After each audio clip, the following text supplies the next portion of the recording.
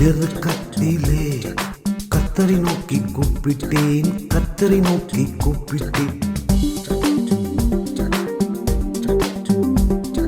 தேவனை நோக்கி அபயமிட்டேன், என் தேவனை நோக்கி அபயமிட்டேன்.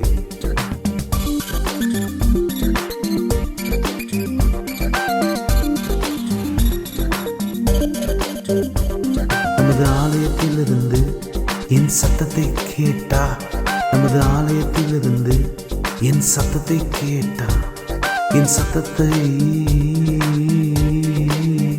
கேட்டா கேட்டா.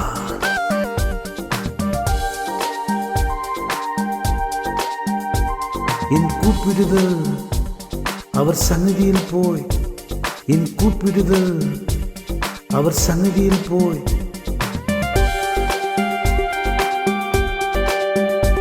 அவர் செவிகளில்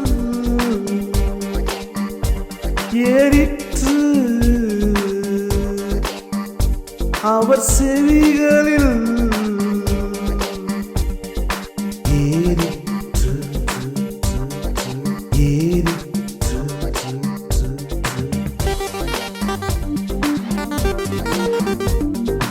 ஏசப்பா ஏசப்பா பாப்பா ஏசப்பா, நீங்க தாங்கப்பா எங்க சூப்பர் ஸ்டார் பாப்பா. அப்பா எங்க சூப்பர் ஸ்டாருங்கப்பா, எங்க சூப்பர் ஸ்டாருங்கப்பா.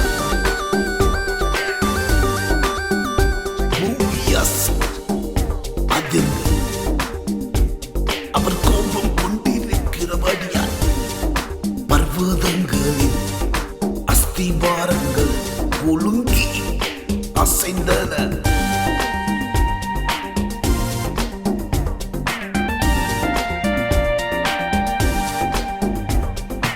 ஒழுங்கி அசைந்தன.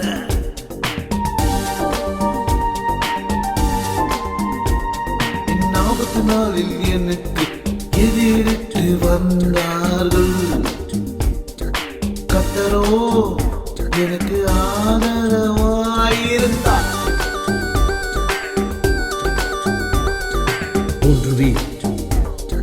போன்றுவே தயவுள்ளவனுக்கு நீ தயவுள்ளவராகவும், உத்தமனுக்கு நீ உத்தமராகவும், புனிதருக்கு நீ புனிதராகவும், மாறுபாடு உள்ளவனுக்கு நீ மாறுபடுகிறவராகவும்.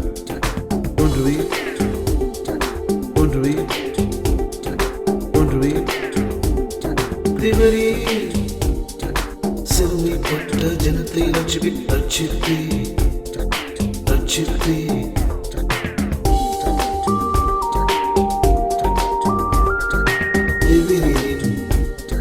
விளக்கை ஏற்றுவே, என் தேவனாகிய கர்த்தரின் இருளை பஞ்சமாக்குவார். எஸ், பஞ்சமாக்குவார். பஞ்சமாக்குவார். ஆமென். பஞ்சமாக்குவார். ஆமென்.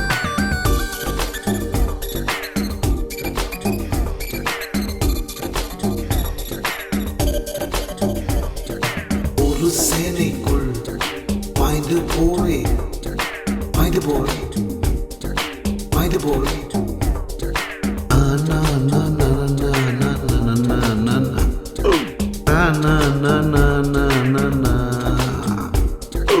என் தேவனாலே ஒரு மதிலை தாண்டுவேன்.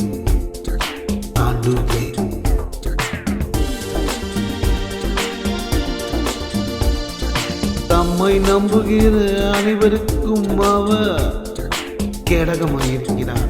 எஸ், கேடகமாயிருக்கிறார். ஆமென்.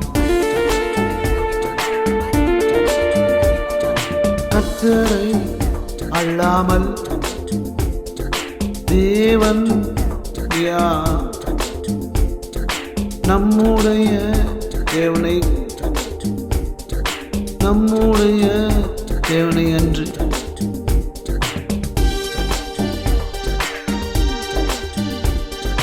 கண்மலையும் யார் என்னை பாலத்தால் இடை கட்டி என் வழியை செவ்வாய்ப்படுத்துகிறவர் தேவானே தேவானே தேவானே தேவானே தேவானே தேவானே தேவானே.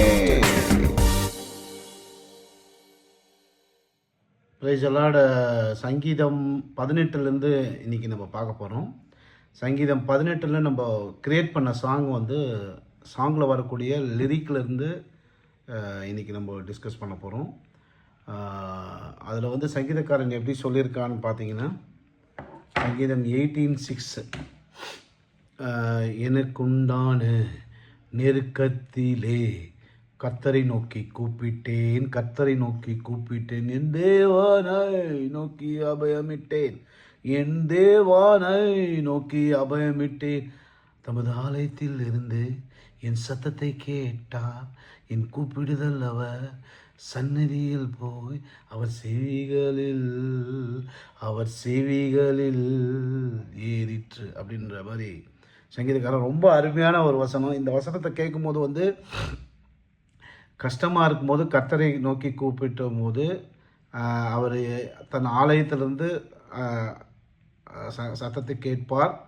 தன் கூப்பிடுதல் அவர் சந்நிதியில் போய் அவர் செவிகளில் விழுந்து நம்மளுக்கு பதில் கிடைக்குன்ற மாதிரி ரொம்ப அருமையான இந்த ஒரு வசனம்.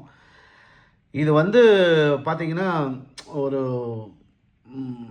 பிரியாணி அப்படியே எடுத்து போடுறத விட அந்த பிரியாணியை ஒரு டெக்கரேட் பண்ணியிருப்பாங்க. அந்த பிரியாணி ஒரு தட்டுலையோ இல்லை ஒரு வச்சுட்டு அதில் கொத்தமல்லி, அப்புறம் முந்திரி, பாதாம், அந்த மாதிரி எல்லாமே அந்த அலங்கரித்து இருக்கும். அதை பார்க்கும் பொழுதே பிரியாணி சாப்பிட தூண்டும். த பர்ஃபெக்ஷன் ஆஃப் த சப்ளைன்னு சொல்லுவாங்க. சப்ளை பண்ணுறதுல ஒரு பர்ஃபெக்ஷன் இருக்கும். அதே நார்மலாக ஒரு சின்ன சின்ன ஹோட்டல்ஸ் போனால் அப்படியே சாதாரணமாக ஒரு தட்டில் அப்படியே எடுத்து அப்படி பரிமாறுவாங்க. அந்த மாதிரி ஒரு பிரியாணியை பார்க்கும்பொழுது அதை டெக்கரேட் பண்ண பிரியாணி, அந்த டெக்கரேட் பண்ண பிரியாணியை பார்க்கும்போது நம்மளுக்கு ஒரு ஒரு ஒரு ஒரு சாட்டிஸ்ஃபேக்ஷன் இருக்கும். இல்லைன்னா அதை பார்க்கும்போது ஒரு சந்தோஷமான ஒரு தரும் மாதிரி. அது மாதிரி இந்த வசனத்தை பார்க்கும்போது எனக்கு உண்டான நெருக்கத்திலே கர்த்தரை நோக்கி கூப்பிட்டேன், என் தேவனை நோக்கி அபயமிட்டேன், தமது ஆலயத்திலிருந்து என் சத்தத்தை கேட்டார், என் கூப்பிடுதல் அவர் சந்நிதியில் போய் அவர் செவிகளில் ஏறிற்று. கர்த்தரை கேட்டார் என்றது ரொம்ப அருமையாக, சாதாரணமாக ஒரு பிரியாணி அப்படியே அள்ளி தட்டு டமால்னு போடாமல் அதை ஒரு அழகாக டெக்கரேட் பண்ணி, இன்னும் நிறைய நான் சில ஹோட்டல்லாம் சாப்பிடும்போது புகை வர மாதிரி ஒரு லைட்ஸ் வச்சு அப்படிலாம் கூட பண்ணியிருக்காங்க. அந்த கோஸ் இலையை வச்சு அதில் ஒரு மெழுகுத்தி மாதிரி பண்ணி அதை ஊதி சாப்பிட்ற மாதிரி.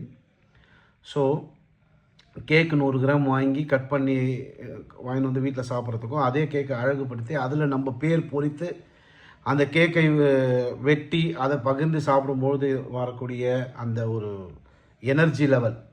எனக்கு உண்டான நெருக்கத்தில் கர்த்தரை நோக்கி கூப்பிட்டேன், என் தேவனை நோக்கி அபயமிட்டேன், தமது ஆலயத்திலிருந்து என் சத்தத்தை கேட்டார், என் கூப்பிடுதல் அவர் சன்னதியில் போய் அவர் செவிகளில் ஏறிற்று. அந்த மாதிரியான ஒரு அது மாதிரி ஃபேண்டாஸ்டிக்கான ஒரு என் ஆபத்து நாளில் எனக்கு எதிரிட்டு வந்தார்கள், கர்த்தரோ எனக்கு ஆதரவாக இருந்தார். என் ஆபத்து நாளில் அதை எனக்கு எதிரிட்டு வந்தார்கள், கர்த்தரோ எனக்கு ஆதரவாக இருந்தார் அப்படின்னு நம்ம பாடியிருப்போம். என் ஆபத்து நாளில் எனக்கு எதிரிட்டு வந்தார்கள். இந்த உலகமே உங்களை எதிர்த்தாலும் கர்த்தர் உங்களுக்கு ஆதரவாக இருப்பார். இந்த ஒரு வசனத்தினுடைய 18 மறக்கவே மறக்காதீங்க. சங்கீதம் 18 என் ஆபத்து நாளில் எனக்கு எதிரிட்டு வந்தார்கள், கர்த்தரோ எனக்கு ஆதரவாயிருந்தார். என் ஆபத்து நாளில் எனக்கு எதிரிட்டு வந்தார்கள், கர்த்தரோ எனக்கு ஆதரவாயிருந்தார்.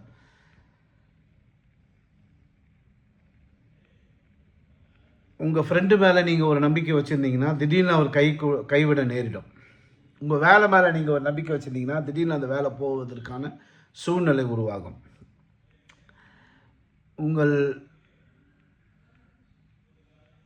தாய் தந்தை மீது ஃபுல் நம்பிக்கை அவர்கள் மீது வைத்தீங்கன்னா திடீர்னு அவர்கள் உங்களை கைவிட நேரிடலாம். உங்கள் குடும்பத்தின் மீது உங்கள் பையன், பொண்ணு, பக்கத்து வீட்டுக்கார் யார் மீதாவது நீங்கள் நம்பிக்கை வைக்கும்போது அவர்கள் கைவிட நேரிடலாம். அவர்கள் கைவிடுன்னு சொல்லலை. ஏன்னா கர்த்தர் நம்ம கூட இருக்கிறவங்க மூலிமா தான் நம்மளுக்கு உதவிகளை செய்வார். அவர்கள் மூலிமா தான் அவர்கள் நம்மளுக்கு உதவி செய்வதன் மூலியமாக தேவனே செய்வது போல ஒரு உணர்வை நம்மளுக்கு கிரியேட் பண்ண அவ்வளோ விசுவாசமான நபர்கள்லாம் உலகத்தில் இருக்காங்க. அவர்களுக்கு இல்லைனாலும் அவர்களுக்கு இருக்கும் சாப்பாடை நம்மளுக்கு கொடுத்துட்டு அவர்கள் பட்னியாக படுக்கிற நிறைய ஃப்ரெண்ட்ஷிப்லாம் நான் பார்த்துருக்கேன். அதனால் யாரையும் குறை கூறுவதற்காக நான் வரவில்லை. ஆபத்து நாளில் அதாவது யார் உங்களை கைவிட நேரிடலாம். இப்போது நீங்கள் ஒருத்தர் மேலே உசுரே வச்சுருக்கீங்கன்னா அவர் ஒரு விபத்தில் இறந்து போயிடாருன்னா அப்போது நீங்கள் ஒரு நம்பிக்கையாக வைக்கிறதுக்கு யாருமே இல்லாமல் இருப்பாங்க. ஸோ அந்த மாதிரி அவர் தான் உங்களுக்கு ஹெல்ப் பண்ணியிருப்பார். அது மாதிரி ஏதோ ஒரு சுச்சுவேஷன் ஆபத்து நாளில் எதிரிட்டு வந்தார்கள். கர்த்தரோ எனக்கு ஆதரவாக இருந்தார். இந்த கர்த்தர் எனக்கு ஆதரவாக இருந்தார் என்பது இருந்து கொண்டே இருப்பார். நேற்று, இன்று, நாளை, எஸ்டர்டே, டுடே, டுமாரோ. இது மாறவே மாறாது. எந்த சூழ்நிலையிலும் எந்த விதமான சிச்சுவேஷன்லையும் இது மாறாது. அது நல்லா புரிஞ்சுங்க. கர்த்தர் ஆதரவாக இருக்கிறது என்றைக்குமே நம்மளுக்கு மாறாது. தயவுள்ளவனுக்கு நீர் தயவுள்ளவராகவும், உத்தமனுக்கு நீர் உத்தமராகவும், புனிதனுக்கு நீர் புனிதராகவும், மாறுபாடு உள்ளவனுக்கு நீர் மாறுபடுகிறவராகவும் தோன்றுவீர் அப்படின்னு பாடியிருப்போம். அதான் தயவுள்ளவனுக்கு. யார் தயவுள்ளவனாக இருப்பான்? கர்த்தருடைய பிள்ளை தயவுள்ளவனாக இருப்பான். கர்த்தருடைய பிள்ளை தயவுள்ளவனாக இருக்கும்போது கர்த்தர் அவருக்கு தயவுள்ளவராக இருப்பார். யார் உத்தமனாக இருப்பார்? கர்த்தருடைய பிள்ளை உத்தமனாக இருப்பான். கர்த்தருடைய பிள்ளை உத்தமனாக இருப்பதால் கர்த்தர் அவருக்கு உத்தமராக இருப்பார். அடாடா. புனிதனுக்கு நீர் புனிதராகும். யார் புனிதமாக இருப்பார்கள்? கர்த்தருடைய பிள்ளை புனிதமாக இருப்பார்கள். கர்த்தருடைய பிள்ளை புனிதமாக இருப்பதால் கர்த்தர் அவருக்கு புனிதமாகுவார். மாறுபாடு உள்ளவனுக்கு மாறுபடுகிறவராகவும். மாற்றி எல்லாம் ப்ளஸ்ஸை சொல்லிட்டார். தயவுள்ளவன் ப்ளஸ்ஸு, உத்தமன் ப்ளஸ்ஸு, புனிதன் ப்ளஸ்ஸு, இது ப்ளஸ்ஸு, மைனஸு சொல்லிட்டார் பாருங்க சைக்கிள் கேப்பில். மாறுபாடு உள்ளவனுக்கு நீர் மாறுபாடு உள்ளவனாகும். ஃப்ராடு பண்ணின்னு, அட்டூழியம் பண்ணின்னு, ஏமாத்தின்னு, பொய் பேசி, திருடி, அடுத்தவனை கேவலப்படுத்துறது, ஏமாத்துறது, வார்த்தை தவறுவது, ஏதோ 1-2 தவறாமல் தெரியாமல் சொல்லிட்டோம், கோவப்பட்டு பண்ணிட்டோம், ஏதோ ஒன்று பண்ணிட்டோம், திருப்பி அது மன்னிப்பு கேட்டு திருப்பி அதை செய்யாமல் இருக்கணும். அதாவது மாறுபாடு உள்ளவனுக்கு நீர் மாறுபடுகிறவராகவும். மாறுபாடு உள்ளவனுக்கு நீர் மாறுபடுகிறவராகவும் தோன்றுவீர். அதான் கர்த்தருடைய பிள்ளை தயவுள்ளவனுக்கு தயவுள்ளவனாக இருப்பார், உத்தமனுக்கு உத்தமனாக இருப்பார், புனிதனுக்கு புனிதனாக இருப்பார். மாற்றி பேசுனா அவரும் மாற்றி பேசுவார். நீ என்ன செய்தாலும், நீ கிறிஸ்டின் ஆகிட்டு, நீங்கள் கிறிஸ்தவராக ஆகிட்டு இந்த ஞானஸ்தானம் எடுத்துட்டிங்கன்னா, நீங்கள் மாற்றி பேசுனீங்கன்னா அவர் சும்மா விட மாட்டார். நீங்கள் ஆனால் கிறிஸ்தவனாக இருந்தால் மாற்றி பேச மாட்டீங்க. தயவுள்ளவராக இருப்பீங்க, உத்தமனாக இருப்பீங்க, புனிதனாக இருப்பீங்க. அப்புறம் அது மாதிரியான ஒரு ஃபேண்டாஸ்டிக்கான ஒரு வார்த்தை. இந்த வார்த்தைகள் எல்லாம் படிக்கும்போது ஒரு எனர்ஜி வருது பாருங்க. அது கோடி சினிமா பாட்டு கேட்டாலும் வராது. கோடி பேர் உங்களை புகழ்ந்தாலும் இந்த மாதிரி ஒரு தன்னம்பிக்கையான வார்த்தை வராது. அவ்வளோ ஒரு ஃப்ரெஷ்ஷாகவே இருக்குது. கிமுன்னு சொல்கிறாங்க. இந்த வார்த்தைகளை நீங்கள் படித்து பாருங்களேன். என் ஆபத்து நாளில் எனக்கு எதிரிட்டு வந்தார்கள், கர்த்தரோ எனக்கு ஆதரவாக இருக்கிறார். எவ்வளோ பேர் என்னென்னவோ சிச்சுவேஷன்லாம் ஃபேஸ் பண்ணியிருப்பாங்க. யாராலுமே உதவி செய்ய முடியாது. அப்போல்லாம் என்ன பண்ணுவார்? எனக்கு ஆதரவாக இருப்பார். ஆதரவுனா என்னங்க? வாட் இஸ் மீன் பை ஆதரவு? ஆதரவுனா என்ன? ஐடியா கொடுக்குது. ஐடியானா நீங்கள் பெரிய பிரச்சனையில் மாட்டிருக்கிறீங்கன்னா அதிலிருந்து எப்படி வெளியே வர்றது அப்படின்னு ஒரு ஐடியா கொடுக்குறது. கர்த்தர் இல்லாத ஐடியா இருந்தால் என்ன பண்ணுவாங்க? சூசைட் பண்ணிப்பாங்க. கர்த்தர் நல்ல ஐடியா கொடுப்பாரு. இந்த மாதிரி பண்ணு, இந்த மாதிரி பண்ணு, என்னை விசுவாசி, என்னை நேசி, அந்த மாதிரி சொல்கிறாரு. உடனே அதை கேட்டு அதை ஃபாலோ பண்ணிட்டு போவாங்க. கர்த்தர் இல்லாதவன் என்ன பண்ணுவான்? சூசைட் பண்ணிப்பான். ஸோ ஆதரவாக கர்த்தர் இருக்கிறாருன்னு தெரிஞ்சாவே அவன் சூசைட் பண்ண மாட்டான். முதல்ல தற்கொலை பண்ணுவதை நிறுத்தி கொள்வான். எவ்வளோ பெரிய பிரச்சனை, ஜெயிலுக்கே போனாலும் பரவாயில்ல, தற்கொலை பண்ணுவதை நிறுத்தி கொள்வான். ஸோ அதுவே ஃபஸ்ட்டு சக்ஸஸாக எனக்கு தெரிஞ்சு மாறிடுது. அதுக்கப்புறமா அந்த பிரச்சனையிலேருந்து தேவன் எப்படி வெளியே கொண்டு வர்றாரு, யாராவது நல்லவங்களை அனுப்புகிறாரா, இல்லை ஐடியா. இப்போது ஒரு கோடி ரூபா ஒருத்தன் கடன் வாங்கிட்டா அதை மாதம் கொடுத்து வட்டி கொடுத்து அடித்து அப்புறமா அந்த கடன்லேருந்து வெளியே வர்றது எப்படின்ற சில விஷயங்களை தேவன் கொஞ்சம் கொஞ்சமாக ஐடியா கொடுத்து அந்த பிரச்சனையிலேருந்து மீட்டெடுப்பார் இல்லையா? அது வரைக்கும் அவன் வெயிட் பண்ணி அதை முடிப்பான். எனக்கு தெரிஞ்சு கர்த்தர் ஆதரவாக இருக்கிறாருன்னு தெரிஞ்சாவே 90% அவன் மீட்டு கொள்கிறான். அவன் மீட்டு எடுத்தா மாதிரின்னு நினைக்கிறேன். ஏன்னா கர்த்தர் ஆதரவாக, யாருமே எனக்கு ஆதரவு இல்லைன்னு சொல்லிட்டு தான் ஏதாவது ஒரு பிரச்சனையில் மாற்றுறவங்க செத்து போகிறாங்க. ஆனால் கர்த்தர் ஆதரவாக இருக்கிறார் என்பதை தெரிந்து கொள்ளும் பொழுதே அவன் 90% பிரச்சனையிலேருந்து வெளியிடும். ஏன்னா அவன் சாக மாட்டான், சூசைட் பண்ணிக்க மாட்டான். கர்த்தர் ஆதரவாக இருக்கிறான்னு அவன் நினைக்கும் போது 90% காக்கக்கூடிய அந்த சூழ்நிலை உருவாவதற்கு அவர் ஆதரவாக இருக்கிறார் என்கின்ற அந்த வார்த்தை ஒருவனை உயிர் பிழைக்க வைக்கிறது. அதுக்கப்புறம் அந்த பிரச்சனையிலேருந்து அவன் எப்படி வெளியே வரான்றது அவனுடைய ஆக்டிவிட்டீஸ், அவன் தேர்ந்தெடுக்கப்பட்ட பிரச்சனைகள், அந்த பிரச்சனையினுடைய நேச்சர் என்ன, அது என்ன பண்ணுன்றது தேவன் ஐடியா கொடுப்பார். ஸோ இதுதான் முக்கியமான விஷயம். ஸோ ஆதரவாக இருக்கிறார்ன்றதை நம்ம சாதாரணமாக படிச்சுட்டு போயிடுவோம். 18 சங்கீதம் ஆதரவாக இருக்கிறார், ஓகே பாய். ஆதரவாக இருக்கிறாருனாவே நீங்கள் பிரச்சனைகள் மாட்டும்பொழுது 100% வெளியே ஜம்ப் பண்ணி வந்துடுறீங்க. 90% பேலன்ஸ் 10% உயிரோடு இருக்கிறதே 90% சக்ஸஸ். பேலன்ஸ் 10% தேவன் கொடுக்குற ஐடியாலேருந்து வெளியே வர போகிறீங்க. இதில் தேவன் ஒன்றுக்கு அது முடிச்சிட்டோம். அதுக்கப்புறம் 18:27 தேவரீ சிறுமைப்பட்ட ஜனத்தை ரட்சிப்பீர், மேட்டிமையான கண்களை தாழ்த்துவீர்.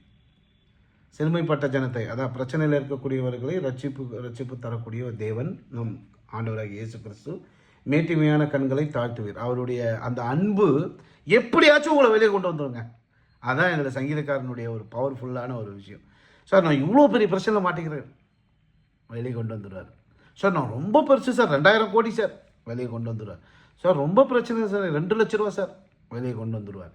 சார் நான் 20 லட்சம் சார், உங்களுக்கு தெரியுமா சார்? 20 லட்சம் எவ்வளோ பெரிய விஷயம். ஜென்ம சத்தால என்னால் அந்த கடன்லேருந்து மீண்டு வர முடியாது, மீண்டு வருவார். சார் என்ன சார் சொல்கிறீங்க? உண்மையா சார்? ஆமாம் சார், தேவனுடைய, ஆமாம் பிரதர், தேவனுடைய ஆதரவுன்னா என்ன? சாதாரணமான ஆதரவா?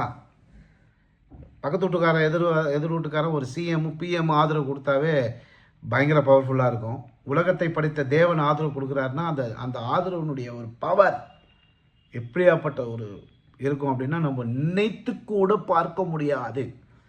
அதனால தான் அந்த வார்த்தையை கெட்டியமாக பிடிச்சிக்குங்க. அப்படியே எந்த சூழ்நிலை பிடிச்சி வச்சுக்கோங்க இருதயத்தில். உங்களுக்கு கஷ்டமான சூழ்நிலை, குழந்தை இல்லாது, கடன், வேலை இல்லாது, கல்யாணம் ஆகாது, கார் வாங்க முடியல, வீடு வாங்க முடியல, எந்த பிரச்சனையாக இருந்தாலும் அதனால் நீங்கள் அந்த பிரச்சனையிலேருந்து வெளியே வர வேணும்னா கர்த்தர் உங்களுக்கு ஆதரவாக இருக்கிறார் என்கின்ற அந்த உணர்வை நீங்கள் பற்றி கொண்டு கெட்டியமாக ஜெயித்து வென்று வருவதற்காக தேவனுடைய ஆசீர்வாதத்தை நீங்கள் பண்ணிக்கலாம். ஸோ ஓகே, புனிதனுக்கு நீ அது முடிச்சிட்டோம். தேவரீர் சிறுமைப்பட்ட ஜனத்தை ரட்சிப்பீர், தேவரீர் என் விளக்கை ஏற்றுவீர், என் தேவனாகிய கர்த்தர் என் இருளை வெளிச்சமாக்குவார். அடா அடா அடா அடா, தேவனாகிய கர்த்தர் என் இருளை வெளிச்சமாக்குவார். இருள்னா என்ன?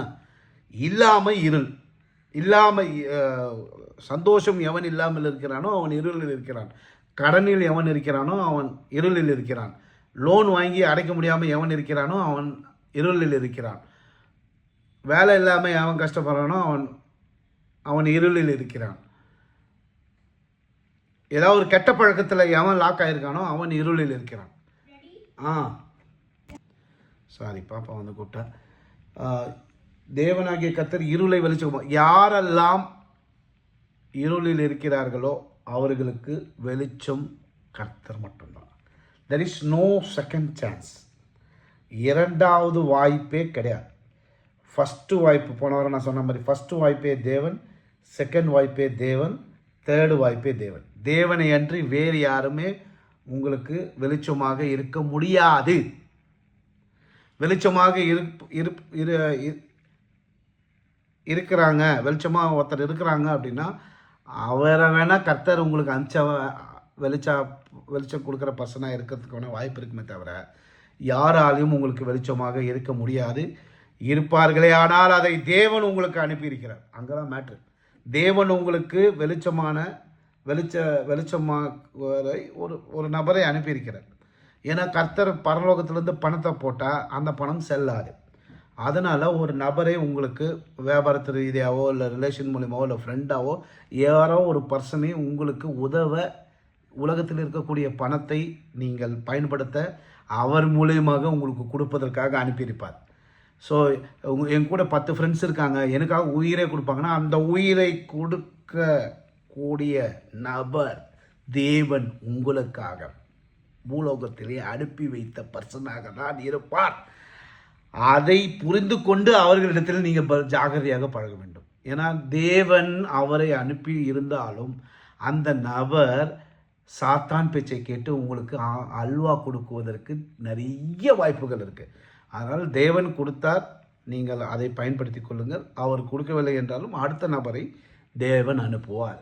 எனவே இது தேவரீர் என் இருளை வெளிச்சம் என்பது எவ்வளோ பெரிய விஷயம். தெரியாமல் போய் நிறைய பேர் தங்களுடைய வாழ்க்கையிலே தெரியாமல் கெட்ட பழக்கத்தில் போய் மாட்டிக்கிறாங்க. தெரியாமல் ஒரு கெட்ட விஷயத்தில் போய் மாட்டிக்கொண்டு அவர்கள் சின்ன பின்னமாகி அவர்களை உலகம் வெறுக்க, கூட பிறந்தவங்க எல்லாருமே அவர்களை கைட்டி விட்டுருவாங்க.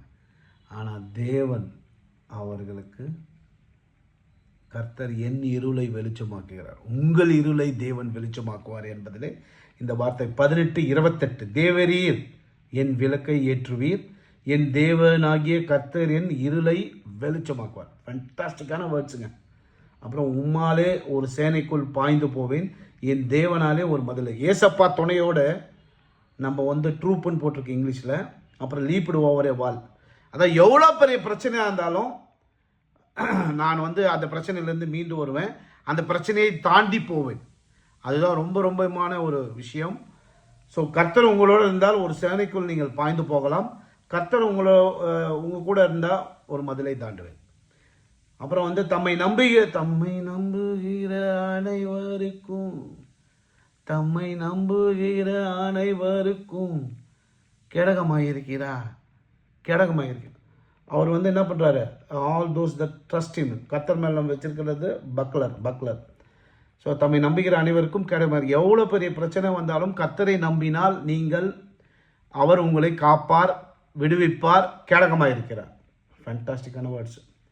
அப்புறம் பார்த்தீங்கன்னா கர்த்தரை அல்லாமல் தேவன் யார்?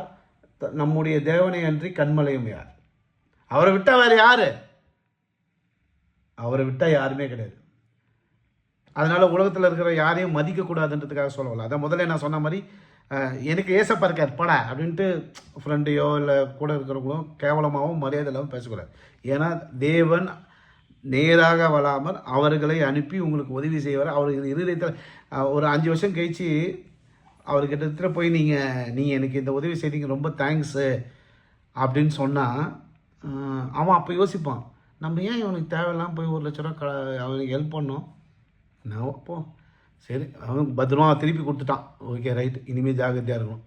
ஸோ ஒரு 5 வருஷம் கழிச்சு அவன் யோசித்தான்னு வச்சுங்க, எனக்கு வந்து என் ஆலயத்தில் ஆகாரம் உண்டாயிருக்கும்படி தசமபாகெல்லாம் பண்டகசாலையில் கொண்டு வாருங்கள், அப்போது இனங்கொள்ளாமல் போக மட்டும் ஆசீர்வாதத்தை வருஷிப்பின என்றார்கள், என்னை சோதித்த பாருங்கள், தசமபாகம் போடுற தம்பின்னு ஒரு டாக்டர் அம்மா கேட்டாங்க.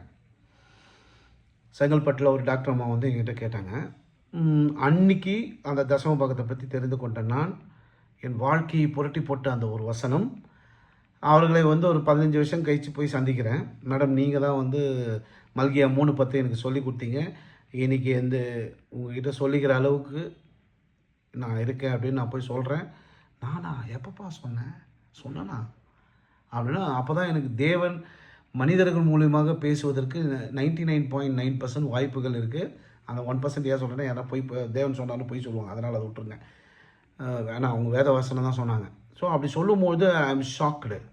ஓ, அன்னைக்கு 15 வருஷம் 20 வருஷத்துக்கு முன்னாடி தேவன் அவர்கள் மூலியமாக பேசியிருக்கிறார்கள். இத்தனைக்கும் அவங்க டாக்டரு. எனக்கு ஒரு 10 பேர் சொல்லியிருந்தாங்கன்னா கூட நான் மறந்து போயிட்டுருப்பேன். மல்கியா 3:10ன்னு இப்போ நான் சொல்கிறேன்னா அந்த மேடம் தான் காரணம். ஆனால் அந்த மேடம் மூலியமாக தேவன் பேசியதை அவர்களுக்கு மூலியமாக நான் கன்ஃபார்ம் பண்ணிட்டேன். ஏன்னா இப்போ போனேன், இல்லை மேடம் நான் முன்னாடி வந்தேன், உங்களை ஒரு டைம் பார்த்தேன், நீங்கள் வந்து ஜஸ்ட்டு தசமபாகம் போகிற தம்பின்னு கேட்டாங்க. இல்லைன்னு நீங்கள் பைபிளை திறந்து இது மாதிரி சொன்னீங்கன்னு. அப்படியாப்பா, எனக்கு அது மாதிரி சொன்ன மாதிரி ஞாபகம் இல்லைப்பா, சொல்லலாம் அப்படியா சொன்னேன். இல்லை மேடம் நீங்கள் தான் மேடம் சொன்னீங்கன்றேன். அவங்க கடைசி வரைக்கும் அதை ரியலைஸே பண்ணல. நம்ம ஏன் இதை போய் இவங்ககிட்ட சொன்னோன்ற மாதிரியா ரியலைஸ் பண்ணாங்க. உடனே அப்படியே தேவன் என்னிடத்திலே வார்த்தை மூலியமாக பேசியதை உணரக்கூடிய ஒரு சூழ்நிலையில் தேவனை அவர்கள் மூலியமாக கேட்டார். அதனால் நம்ம மனிதர்களை கேவலமாக பேசுறது, யாரையும் ஊன் பண்ணுறது, அதுக்காக நம்ம எப்போவுமே என்ன பண்ணக்கூடாது. கர்த்தரை கர்த்தரை அல்லாமல் தேவன் யார், நம்முடைய தேவனை பற்றி இல்லை சாரி நம்மை நம்புகிற அனைவருக்கும் கேட்கணுமே. கர்த்தரை அல்லாமல் தேவன் யார், நம்முடைய தேவனை அன்றி கண்மலையும் யார், என்னை பலத்தால் இடை கட்டி என் வழியை செவைப்படுத்துகிறவர் தேவன். ஸோ அதனால் மனிதர்கள் மூலியமாகவும் நம்மளுக்கு தேவன் உதவி செய்வார். அதனால் நம்ம என்ன பண்ணக்கூடாது, யாரையும் மரியாதை இல்லாமல் பேசக்கூடாது. அவர் எந்த மதத்தை சேர்ந்தவராக இருந்தாலும் சரி, உங்கள் மூலியமாக அவர் தேவனை காண வேண்டுமே தவிர அவர்களை இழிவுபடுத்தி நீங்கள் தேவனை அசிங்கப்படுத்தக்கூடாது என்கிறது. அதனால் உம்மாலே ஒரு சேனைக்குள் பாய்ந்து போவேன், என் தேவனாலே ஒரு மதிலை தாண்டுவேன், தம்மை நம்புகிற அனைவருக்கும் அவர் கேடகமாக இருக்கிறார். கர்த்தரை அல்லாமல் தேவன் யார், நம்முடைய தேவனை அன்றி கண்மலையும் யார், என்னை பலத்தால் இடைக்கட்டி என் வழியை செவைப்படுத்துகிறவர் தேவன். தேவனே தேவனே தேவனே தேவனே அப்படின்னு இந்த பாட்டில் வரும். எனவே இந்த ஒரு சாங்ஸை வந்து அப்படியே நம்ம அந்த லிரிக்கோடு இன்றைக்கி நம்ம பார்க்க போகிறோம்.